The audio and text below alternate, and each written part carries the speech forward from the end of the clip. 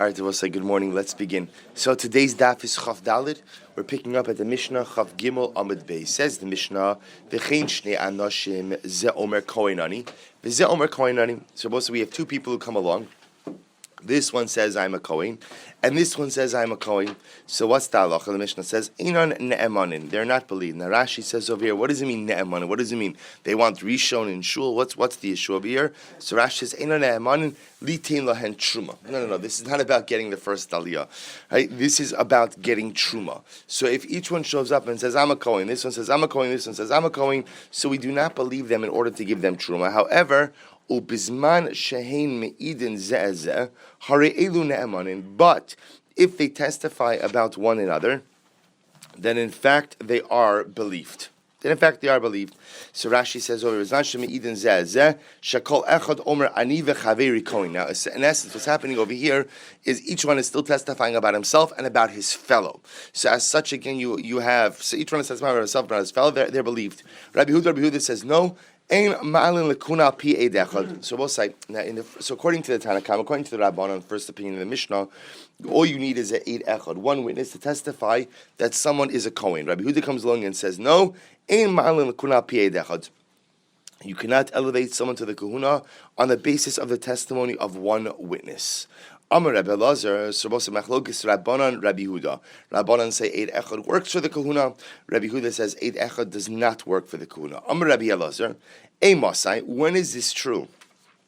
Bizmakom sheyesh orin, where there are people who are objecting to this individual's claim that he is an Eid Echad. That he's a Kohen. I'm sorry, Rashi says orin shekarn alav shem psul, where this individual who's saying that he's a Kohen, others are disagreeing and saying that no, he's not a Kohen, he's a psul. Aval b'makom she'ein orin, but where there are no one who is objecting to this individual's claim, then ma'alin kuna pi Eid Echad, then you can elevate someone to the kahuna on the basis of the testimony of one witness. So we'll say Rabbi Elazar seems to be coming along and qualifying Rabbi Huda's statement. Then when does Rabbi Huda require two eidim? That's only when there's orin. That's only when there's someone who's objecting. But if there is no one who is objecting to this individual's claim that he in fact is a Kohen, then Lamaisa, you can't go ahead and elevate someone to the kahuna on the basis of an Eid Echad. Is the objection he was, but he puzzled himself? No, he's puzzled. He's a chol. He's a mamzer. He's whatever it is. Rabbi Shimon Gamliel says, Mishum Rabbi Shimon ben Askan, Ma'alin l'kuna p'yei dechad. And Rabbi Shimon Gamliel says in the name of Rabbi Shimon ben Askan that we do go ahead and elevate someone to the kuna on the basis of an eid echad. So Rabbi say fundamental machlokes between Rabbi Elazar, the Rabbanan and Rabbi Yehuda. The Rabbanan say you can go ahead and elevate a person to the status of a Kohen on the basis of an Eid Echad, and Rabbi Yehuda says you cannot. Rabbi Elazar goes ahead and qualifies the machlokes to say that that's only when there's an objection. That's when you need two witnesses, but in the absence of any objections, everyone will agree that Lamaisa an Eid Echad will work. Says the Gemara, Kol Hani Lamalim. Now the Gemara is asking a different kind of question. The Gemara says over here, look at Rashi, Kol Hani, the Tanamas Nisan well, now, all the previous Mishnayos until this one have all dealt with cases of apesha asar hu apesha hitir. This principle that when you go ahead and you are the one who brings certain information to light, so you are also believed to qualify that information. So the Gemara now is asking, why do we need so many cases to illustrate that same point? We've had a number of Mishnayos to illustrate it. So why do we need all of those Mishnayos? Kalani lamali. Tzrichi, we need all of them. I'll tell you why. Di Tanamod Rabbi Yoshua. I always remember the first case of pesha asar pesha hitir was the case of where I go over to Ruvain, I say, Ruvain, you know, this piece of land that I have, that I own, I bought it from your father. So Rabbi Yeshua was the one who said, in that case, I am believed. Why? Because so had we just said that case, the Itanam of Rabbi Yeshua, the real estate case, because in that case there's the potential loss of money. Because remember again, now that I say something, so perhaps Reuven could object to the fact that I'm not really the owner. So perhaps in a case like that where there is the potential loss of money, I am believed when I go ahead and I give this information, because again, if it wasn't true, then why would I say anything and run the potential risk of losing my land? Aval Eidim, but in the case of Eidim, remember the case of the Eidim was the case of where the witnesses said, yes, this is our signature, but what? We were coerced, right? Or we were ketanim. I would have thought maybe in the case of Edim we shouldn't believe them, the lekajar de mamona, because there's no real loss, potential loss for them. Imalo. In other words, we'll say, had we just stated the first case of Rabbi Yoshua, which was a real estate case, I would have said, when do we say apesh shasra apesh hitir? That's when there's a potential financial loss for the person making the statement. Because again, the fact that they could suffer potential financial loss, but they still make the statement, indicates that what? That what they're saying must be true. But perhaps if there's no potential financial loss, then why should I believe their statement? Vitana Edim, and if we would have just said the case of Edim, which is the case we'll say where the witnesses say, this is our signature, but we were coerced, I would have said Mishum de la Alma. The reason why they're believed in that case is because, again, they're giving testimony that impacts others but does not impact themselves. And maybe that's why they're believed, because they have no vested interest to lie. Aval ihu telenafshe, top of Chavdalad, emalo. But in the case, again, of the real estate transaction, where I am benefiting myself when I say that the land is mine, perhaps we should not be believed. Perhaps I should not be believed in such a case like that. Top of Chavdalid. Vi'i ashmo inon hani tarti. And if we would have just learned these first two cases, i.e., the case of Rabbi Yeshua, the real estate case, this land used to belong to your father, but now I own it. And the witness's case, this is our signature. These are our signatures, but we were coerced. I would have said mishum de mamona, because I will say these cases involve monetary law. So perhapesh we say hapesh asra hapesh hitir in cases of monetary law. Aval ishes ish di isura emalo. But in the case of Eshes Ish, remember what was the case of Eshes Ish? This was the case of where a woman said, I was married, but now I'm divorced. I was married, but now I'm divorced. So remember, we also said over there, Apesha Asar, Hu Apesha Hitir. So perhaps if it would have just said the first two cases, I would have said we only apply Apesha Asar, Apesha Hitir monetary cases, but in cases of Isser, like where a woman says, I was married, but now I'm divorced, perhaps we do not apply the Pesha Asar, Pesha Hitir idea, to which the Gemara says, Emalo, Nishpesi, therefore again, I need to include the Eshes Ish case as well. So now we've established so far why I need the real estate case, why I need the witnesses case, and why I need the marriage case. I was married, but now I'm divorced. So even though, again, those are all illustrations of the same principle of Apesh Asra, Apesh Hitir, they could not have been learned out one from the other.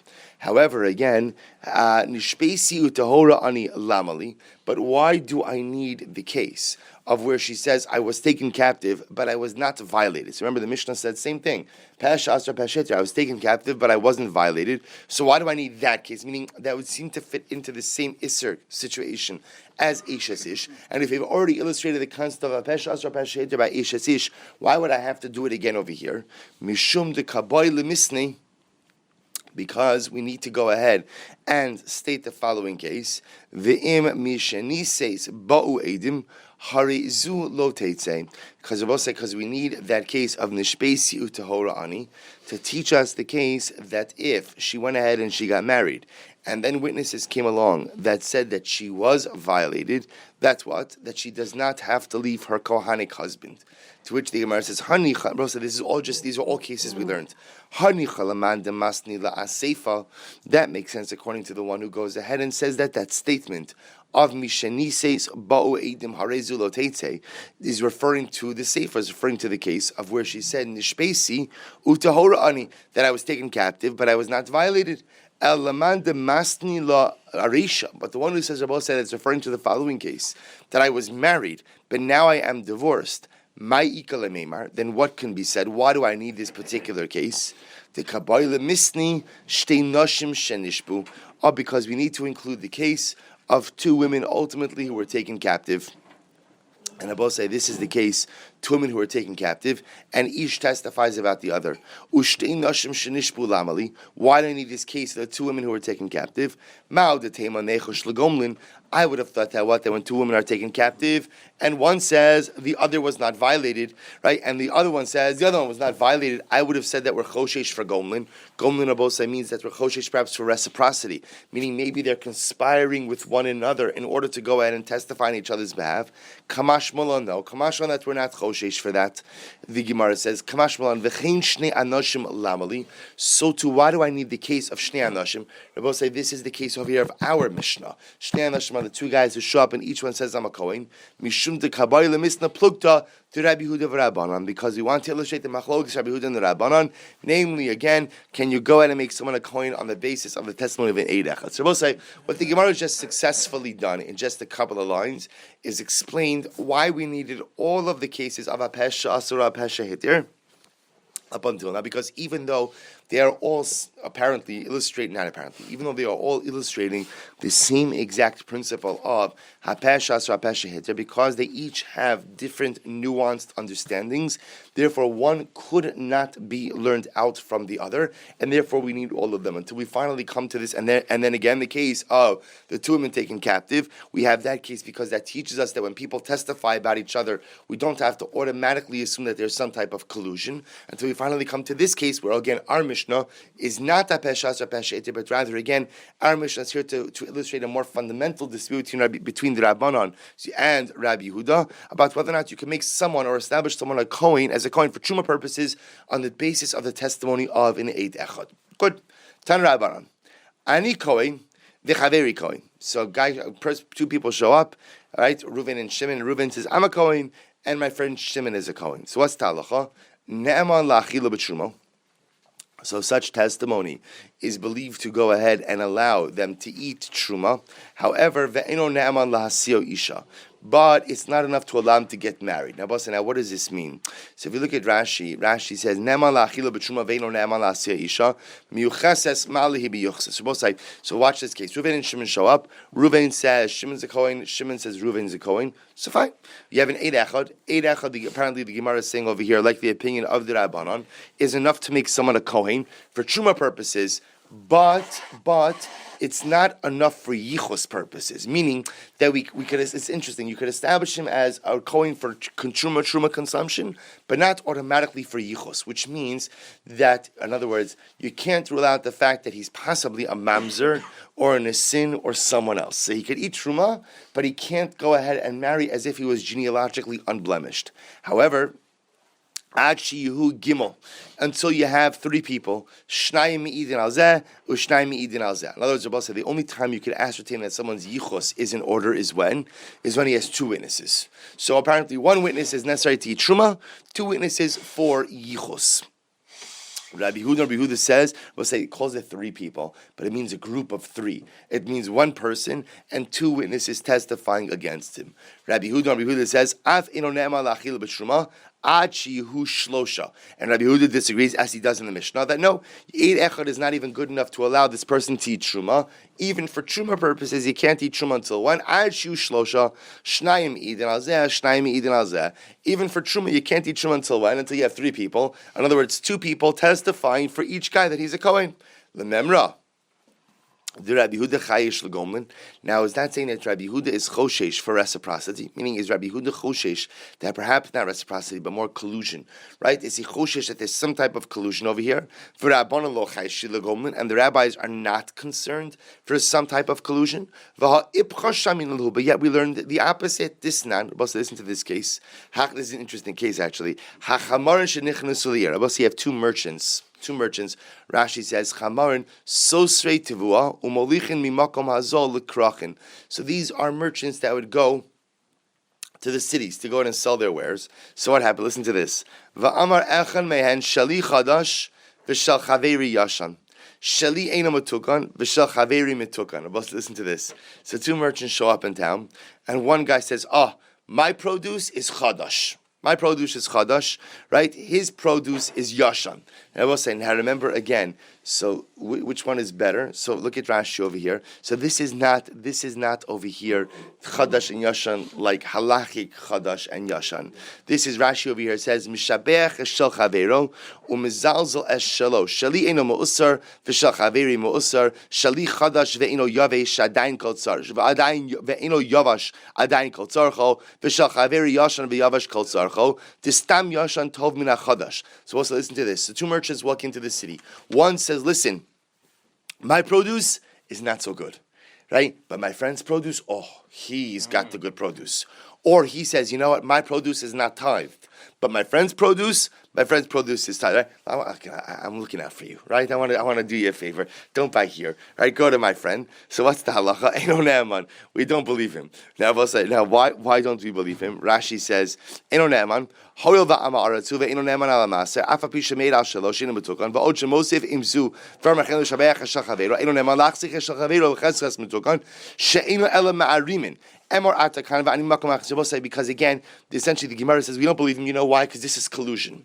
This doesn't make sense because this is not the way merchants work, right? Merchants do not go ahead and say, that guy's produce is much better than mine. So this collusion. Therefore, again, we don't believe him. So meaning now. We don't care. What do you mean? We don't believe him if his produce is old or new. That doesn't matter to us. What matters to us more is in the case, ultimately, again, of where he says that it's tithed. Now, we're not going to get into this too much now, but remember, when we say we don't believe him, it doesn't automatically mean that we believe that therefore his produce is tithed. What we actually believe is the same probability that his produce is not tithed is the same probability that what? That the other guy's produce is also not tithed. Because remember, when it comes to produce of Amei Haaretz, they have the status of Dimai, which means, again, of questionable status to begin with. Rabbi Huda says, Ne'aman. Rabbi Huda says, no, we believe the merchant. So both I say, here you see that the Rabbanon hold that what? Here you see that the Rabbanon hold that Choshesh for Gomlin, we are Choshesh for collusion. We are Choshesh for collusion, and yet again Rabbi Huda holds that we're not Choshesh for collusion. This contradicts what we said before, because beforehand we said the Rabbanon are the ones who said that we are not Choshesh for collusion, and Rabbi Huda is Amar Rav Bar Ava, Amar Rav Muchlefes Ashita. So Rav Bar Ava is the name of Rav, no problem. Switch around the opinions. That it's the Rabbanon who hold that the merchant is believed, and Rabbi Yehuda does not, which would then again keep their shitos in alignment, namely that the Rabbanon are the ones who are not choshesh for collusion, but Rabbi Yehuda is. So Abai Amar the Olam Lotefoch, Abai says, no, don't switch around the shitos.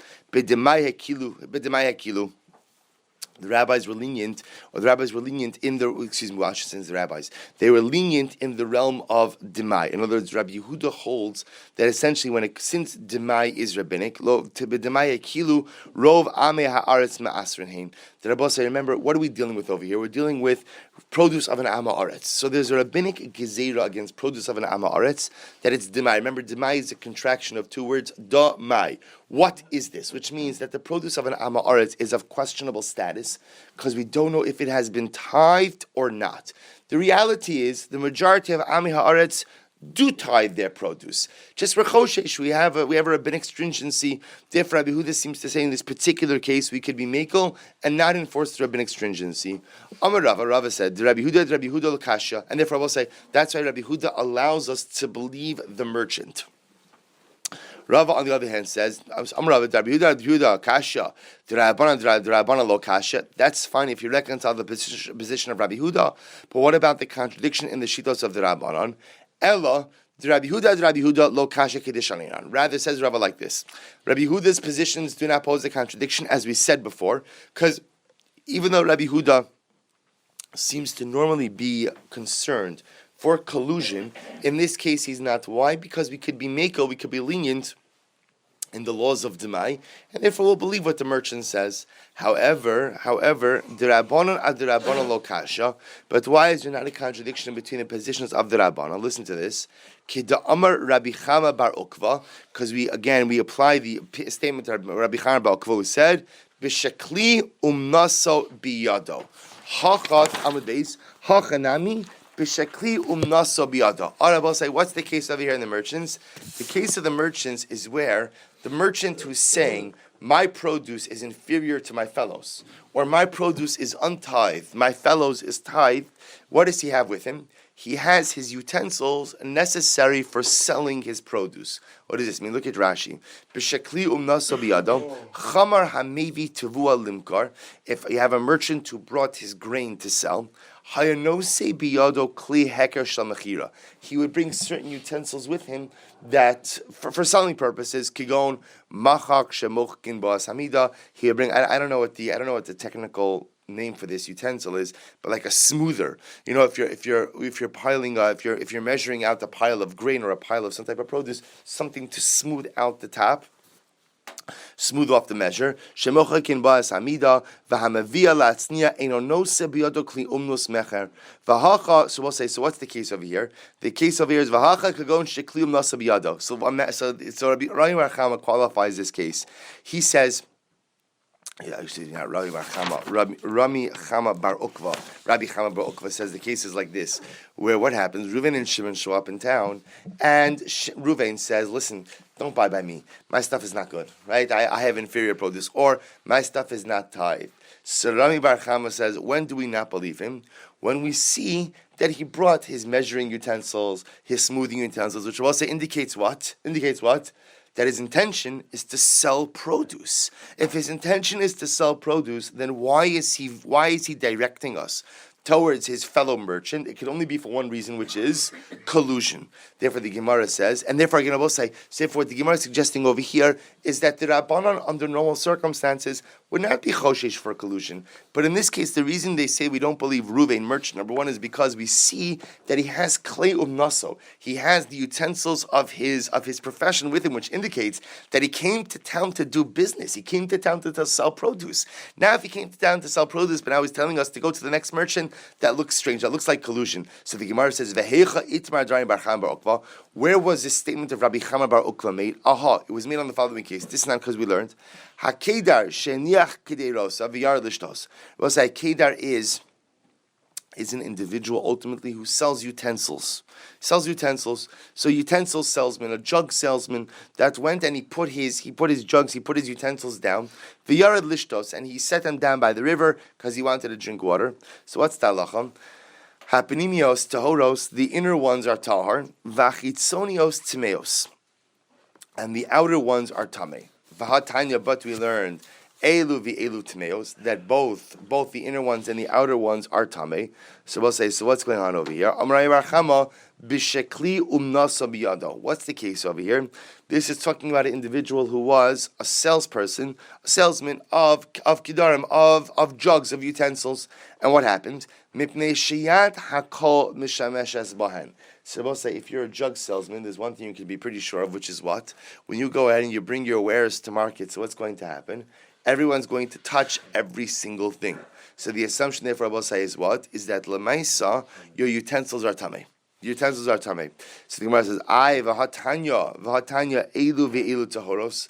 But we learned elsewhere in a brayso that I'm sorry, I skipped a piece. And Rabbi Bar Chama says, what's the case over here? B'shekli umnaso biyado, where he has literally his utensils that he usually uses to sell these other kidarim, whatever those utensils are, with him. In other words, that it's clear that he's selling these utensils. Therefore, the assumption is that people have touched them. Because people have touched them, the Brisa says the inner ones are tahar, the outer ones are tamei. Now, we'll discuss what that distinction is in just a moment. So the Gemara says, "V'hatanya," but we learn elu v'elu tahoros. But we learn in another Brisa that all of the utensils are tahar. Amar Rabbi Chama Bar Ukva b'she'ein klei umnasa biyado. When do we say that all of the utensils are tahar? That's what Rabbi say. When he doesn't have the utensils with him that he normally uses when he sells his product. In other words, that he's not necessarily acting in the capacity as a salesman. If he's not acting in the capacity of a salesman, then what? Then we assume people don't touch his stuff. If we assume people don't touch his stuff, then they're all tahar. So I don't understand. So then what did you mean before when you said that the inner ones are tahar, but the outer ones, we'll say, it's either all or nothing. If he's carrying his sale utensils with him, meaning if it's clear that he's doing business with these utensils, then what? What should be the status of the kidarim? They should all be tamei, because the assumption is people are touching them. But if he's not carrying his kliyum nasov, if he's not carrying his utensils with which he normally conducts his business with, then it's called that he's not selling the items, in which case all of them should be tar. So why? But what does it mean when the Brisa says the inner ones are tar and the outer ones are tamei? To which the Gemara says, I'll tell you, the smicha l'rishus harabim. It's where he put his utensils down next to the public thoroughfare. Umishum chifufe l'rishus harabim. It's because people from the rishus harabim, from the public thoroughfare, literally rub against the utensils. Now I will say, look at Rashi for just a moment. So Rashi says over here, umishum chifufe l'rishus harabim shenosnim b'nei adam avanim gedolim. Gedolos o yisedos sidish suram. So we'll say, what happened is people the people, wherever the people was, would put large stones or posts by the edges of Rosh Hashanah, laharchik ha'golos milahazikis ha'kisalim. So we'll say, so often in Talmudic times, so public thoroughfares had walls on both sides. The problem is you needed a buffer between the Rosh Hashanah and the wall, because otherwise the wagons would rub against the walls, which ultimately over time erode the wall. So they used to have like a barrier. Like a barrier, like kind of like you have today. I'm sorry? Like a cone? Well, it's more than a cone because it's solid. It's solid, right? Like a post, right? So you'd have like a barrier between the edge of Sarabim, where you'd have like we'll call vehicular traffic or wagon pedestrian traffic, and the wall. So what happens? He says, "Umitoch shein doch kos esh Sarabim v'zeheniach k'deirosav etzlam dochak gam hu es haderech v'haovren sham schachachin bahen." Ubigdein over al pnei aviran, ubigdei amaretz tamein hein. So what's the case over here? The case over here is where this kedar salesman, this utensil salesman, put his wares down by the side of the road. Where did he put it? He put it pretty much right by the posts, right by the big stones that are the barrier for the Shusarabim. So what happens? Pedestrians rub against, right? They brush against those rocks or those posts all the time. So when he put his utensils there, the chances are that pedestrians, Amei Haaretz, brushed against it or walked over it, and therefore what? Conveyed tumah to those utensils. That's what the Brisa means when it says the outer ones. The outer ones are tzmias. The outer ones are a reference to what? Those that abutted the Rosh Hashanah. Those were right next to Rosh Hashanah. But the Pnimios, the inner ones, refer to those ultimately that were not at the edge of the Rosh Hashanah, but rather were a little bit further in. Okay, so as I say, therefore, again, so if we just stop over here for just a moment, we're not stopping here, but if again, just to pause for just a moment, so we have over here so far is that we still have our fundamental machlokes in Rabbi Yehuda and the Rabbanon, meaning the Rabbanon allowing for an 8 echad to go ahead and make someone a coin for truma purposes, the Rabbanon rejecting an 8 echad. Apparently there are cases, now normally again we say the Rabbanon are not choshesh for collusion, and Rabbi Yehuda is, except again we saw a case where their positions are reversed. Their positions are reversed either because it's an issue of deny, or ultimately again because it was a situation where the merchant was carrying his sale utensils with him. If he's carrying his sale utensils with him, but yet what? He's still directing people towards his fellow merchant, that is a sure sign of collusion. Fine. Now the Gemara goes right. V'bai seima. Back to the previous sugya. V'bai seima. Rabbi Yehuda Rabbanan Ma'alim Mitrum Lichs. Come here, flagi. Perhaps I will say what Rabbi Yehuda and the Rabbanan are really arguing about is a more fundamental dispute, namely, what are the ramifications of allowing someone to eat truma? Do we say that once a person is allowed to eat truma, that is like a seal of approval on his yichus as well? And perhaps that's what Rabbi Yehuda and the Rabbanan are disagreeing about. The Rabbanan say just because someone eats truma does not automatically mean that therefore they have proper kohanic yichus, and therefore we could believe in Eid Echad to go and allow someone to eat truma, and we're not concerned that people are going to make an assumption about a kohen's yichus based on that. Whereas Rabbi Yehuda says absolutely incorrect. When people see someone eating truma, they assume that what? Not only is he a kohen for truma purposes, but he's a kohen for yichus purposes as well, and therefore again you can't allow someone to eat truma on the basis of an Eid Echad. You're required to eat them. Look at Rashi for just a moment. Rashi says over here, B'ma'alin mitruma liyochsin. Rabbi Yehuda holds haroa shema achilin truma li adam becheskas koin made la b'chamakum shu koin u'ma'alin os liyochsin hilchach im tachilu truma hare atam v'yola siya isha v'tamei la mishum gomlin hu v'rabbanan savar imal mitruma. So we'll say here the Gemara is suggesting this is not a machlokes about reciprocity or collusion. This is a machlokes about what the ramifications of allowing someone to eat truma is. Rabbi Yehuda says if people see a kohen eating truma, we assume that he's a yichus kohen, is a yuchas kohen, and therefore they're going to end up allowing him to marry a woman of good yichus as well. We can't let that happen. Therefore, we need 2 witnesses. The Rabbanan say no. People don't assume that because you see someone eating truma, that he's a miyuchas kohen, and therefore we're not concerned that he may marry someone who is miyuchas on the basis of his eating truma, and therefore we can believe in Eid Echad. Ibaylahu. So we're going to ask the question. This is actually very interesting as well. Ma'u lahalos mishtaros liyuchsim. Can you go ahead and can you elevate someone? Can you make someone a kohen miyuchas? In other words, can you attest to someone's kohanic genealogy on the basis of what's written in a shtar? So the Gemara says, well, hechi dami. What's the case? Ilema de Kasev Bay, Ani Ploin Kohen Chasamti Aid Man Kamasidiluya.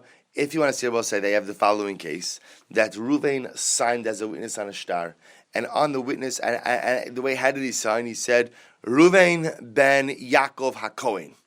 Right? So that do we say based on the fact that he signed as a Kohen that that's a sign that his yichus is intact? So the Gemara says, of course not, right? Meaning you could sign your name however you want on a star, and no one is attesting to the validity of that. You could write Kohen Gadol on it. Doesn't make it a Kohen Gadol.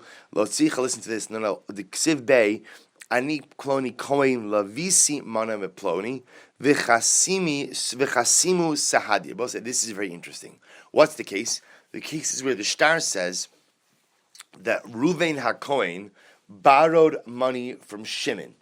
And the witnesses then sign on that shtar. So listen to this chakira. So the Gemara says, "Mai amana shebishtar kamisadi, ol dilma akula milsa kamisadi." When witnesses, this is fascinating. When witnesses sign on a document, say, "Edim, now sign on that." What are witnesses attesting to? Are they attesting to the transaction recorded in the shtar that Ruvain borrowed $1,000 from Shimon, or do they attest to all of the facts recorded in the shtar, even what? Even the fact that Ruvain is a Kohen. Such a fascinating shayla. So Afuna Rav Chisda Chad Amar Ma'alin. So Afuna Rav Chisda once said, no, well, if Ruvain is recorded as a Kohen in the shtar, that attests to his yichus. In other words, that's another way of saying, then when witnesses sign on the shtar, they are not just simply attesting to the transaction, but they're attesting to what? To all of the information recorded in the document. V'chadam, another opinion said, no, ein ma'alin. We do not go ahead and raise a coin up to be a miyuchas coin on the basis of the fact that it calls him a coin in the shtar. Why? Because again, which makes sense, by the way, that you can't assume that witnesses did a genealogical check because this is not a genealogical shtar. Not like a Kesuvos. So we'll say again, you can make a distinction. A Kesuva witness is signing a Kesuva, so yichus plays a very big role. When Ruvain borrows $1,000 from Shimon, who cares what his genealogy is? What matters most is what? Is that we are testifying that he owes him $1,000. Therefore, again, I will say Rav Chisda, Rav Chisda says, Ein ma'alin, that just because it says that the borrower is a coin, the witnesses are not at all attesting to that, or they're not at all getting involved in that at all. All they are testifying to and lending their signatures to is the transaction, but nothing about the yichus. Another question, Ibailu, Ma'lalos is another interesting question. Menesias kapayim liyuchsim. And I will say you should know. These are very interesting shilas for us. Now today these don't really have so much of a contemporary ramification because the truth is there's no truma. There's no truma. But in the days where there was truma, this is a big discussion about how you go ahead and attest that someone is actually a Kohen. And I will say, of course, it's going to have ramifications in the Messianic era, because the Gemara says that when Eliyahu HaNavi comes, so one of the first things he's going to do is he's going to straighten out yichus, because there's no question that there are Kohanim who think they're Kohanim who are definitely not Kohanim. There are people who are not Kohanim who are going to become Kohanim. So Eliyahu is going to, which is understandable, because after thousands of years of diaspora and dispersion, family lines get messed up a little bit. So it's interesting. So we'll see when Eliyahu comes. It's really interesting to see how everything shakes out. So the Gemara is asking over here, really, remember, for truma purposes, do we, if a Kohen engages in what we call Kohanic behaviors, is that enough to allow him to eat truma? So another example,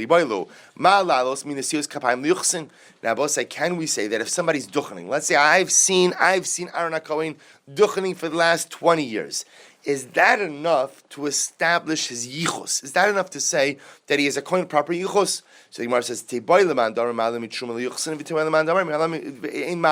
so I'll say, so this question is a question, both according to the opinion who says that if somebody's eating truma, then that attests to their yichus, and according to the opinion who says that if they eat truma, it doesn't attest to their yichus. How so? So according to Mandam who says that we can go ahead and go from truma to yichus, hani mili truma. No, it's only if a person eats truma that attests to their yichus. Why? Do'avol mise, because I remember if a non-Kohen eats truma, this biblical truma, carries with it a death penalty. So chances are, if you are not 1,000% sure about your yichus, it's just good advice. If you're not 1,000% sure, right? Like if you are not one of those, if you know, used to be there. Now today, they say there's pretty much only one. Rappaport is one of the few families that are Kohanim Yuchasim. That they have, usually if you're a Rappaport, but even now it's not as clear because there are different Rappaports, right? But, right, no, except Rappaport and Arshel. They're not Kohanim, actually, but they also spell their names differently. It's interesting. So, again, Rappaports are Kohanim Yuchasim. It used to be that Cats was also Kohanim Yuchasim, because Cats was a contraction for Kohen Tzedek.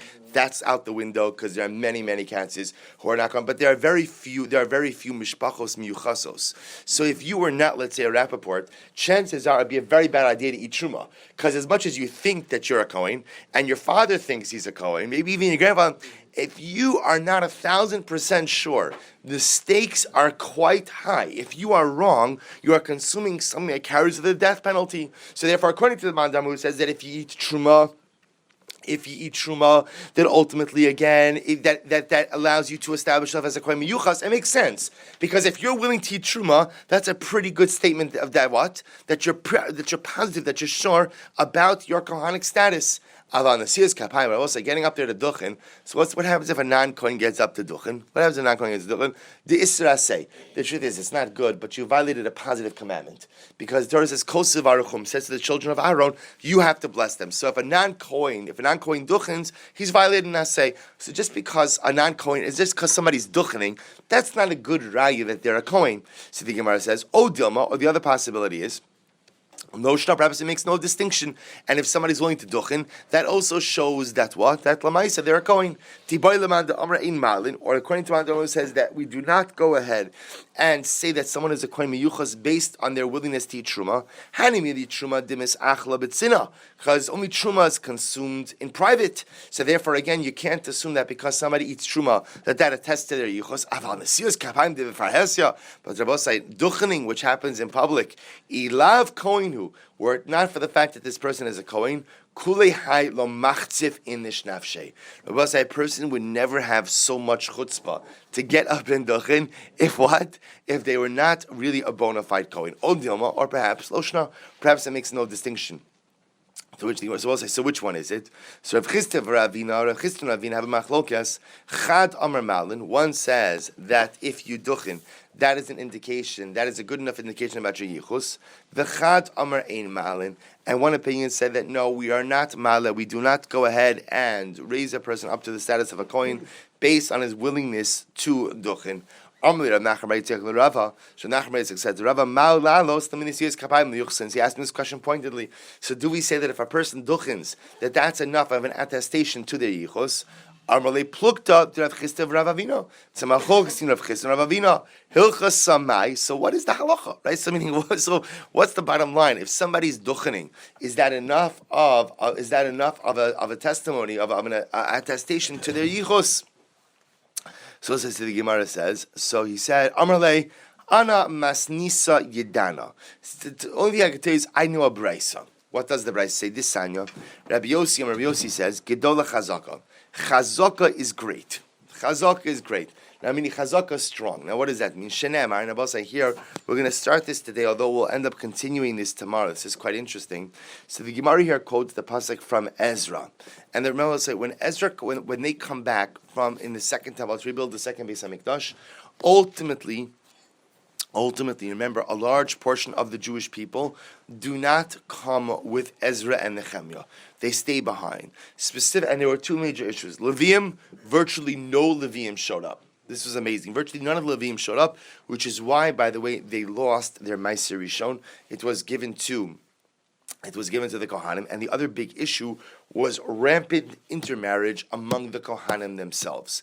So rampant intermarriage among the Kohanim poses two problems. Number one, it poses a problem for the Kohen himself. If the Kohen is intermarried, he may not do the avodah, that's number one.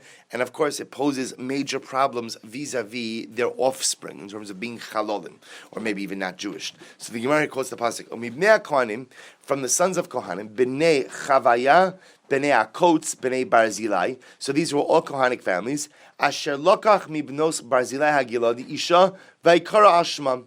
Eila bikshuk savam hamisyach Hashim below nimtzus. So Nehemiah required that these Kohanic families produce documentation that their familial lines were still pure, that their familial lines ultimately again were still intact. They were unable to produce proper documentation, and therefore what? And therefore, vayigolu min kahuna. Literally, they were turned away from the kahuna. They lost their Kohanic standing. Vayomer hatir shasa lahem. So we'll say hatir shasa said to them. Now we'll say, who is hatir shasa? Rashi points out, hu Nehemiah ben Chachalia v'chein kasa b'sefer Ezra. We'll say we learned this before. Hatir shasa is Nehemiah. Why was his name Hatir Shasa? Nehemiah was the wine steward to the king Daryavesh. Well, one of the responsibilities you had as the wine steward is you had to taste all of the wine prior to giving it to the king, which makes sense because one of the ways in which to show your allegiance to the king, you're not trying to poison the king, is how. Drink the wine before. But we'll say obviously there's a big problem. Why? Because wine of a Gentile is forbidden for consumption. So what happened? The rabbis gave Nehemiah a special dispensation that he should be able to go ahead and drink. Because remember, if you can midaraisa, you can't drink what's called yayin nesach, wine that's used ultimately again for idolatrous purposes. There is a rabbinic prohibition that covers all Gentile wine called stam yenam. The rabbis suspended their prohibition for Nehemiah. So they called him Hatir Shasa. Why? It's a contraction of two words. Hitir Shasa. They allowed him to drink. So Nehemiah says to these people, Vayomer Hatir Shasa lahem, Asher lo yochlu mi kodesh hakadashim. You may not go ahead and eat of kodesh hakadashim, of sacrificial items, ad amod koin l'urim v'tum, until the Kohen Gadol stands before the Urim V'Tumim. Now, Rashi points out over here, Ad Amod Urim V'Tumim, Ke'adam Shomer L'Chavero Ad Sheyavo HaMashiach. The Urim V'Tumim Lo Hava B'Mikdasheni Shenechzru Chamisha Daran Kedarim V'Sadiyuma. Now, remember, there were no Urim V'Tumim in the Second Temple. So, in other words, what Nehemiah was saying to these families was, look, you've compromised your familial lines, therefore you may not eat of sacrificial items literally until Mashiach comes, right? Until the Kohen is there for the Urim V'Tumim. And Abba said, now watch this just very quickly. He says,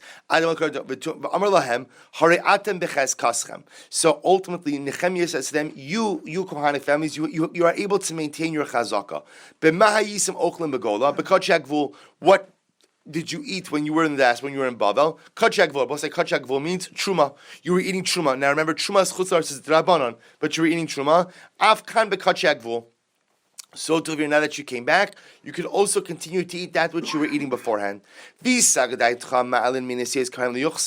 if you thought that's what, that you would go ahead and elevate someone to be a miyuchas coin based on duchening.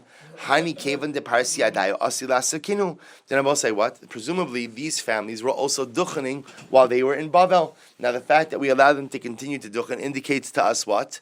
That we do not go ahead and establish someone as a kohen miyuchas based on their ability to duchen. To which the Gemara says, "Shiny hacha dereach haskayu." This was different over here because even if we allowed these families to duchen, it was well known that what? That their chazaka was eroded. So we're going to stop with Rabbosai kind of in the middle of the sugya, but just to explain what's happening over here, the Gemara is trying to focus on a simple question, which is that are we ma'ale minasiyas kapayim liyichus? Do we say that if we see a kohen duchening, that is an indication that in fact he is a kohen miyuchas, that is good for his yichus as well? So the Gemara wanted to prove from this whole story that you see from here that we don't say that just because someone is duchening, that is an attestation to their yichus, because we see these families that came back from Bavel, they were not kohanim miyuchasim, they were not established as kohanim miyuchasim, they were not permitted to eat of sacrificial items, but yet what? Nehemiah allowed them to continue to do all that they were doing in Bavel. What were they doing in Bavel? They were eating truma, and they were duchening. So what do you see? That the fact that he allowed them to continue duchening indicates to us what? That just because you see someone duchening does not attest to their yichos. To which the Gemara says, this is not a fair comparison. Because in this case, everyone knew that these families were compromised. Everyone knew that. So because that even if they duchened, then what? No one's going to establish their yichos based on duchening, but perhaps in other situations, seeing someone duchen should attest to their yichos. So we end off with a question, and Me'at Hashem will continue the sugya tomorrow. It's interesting.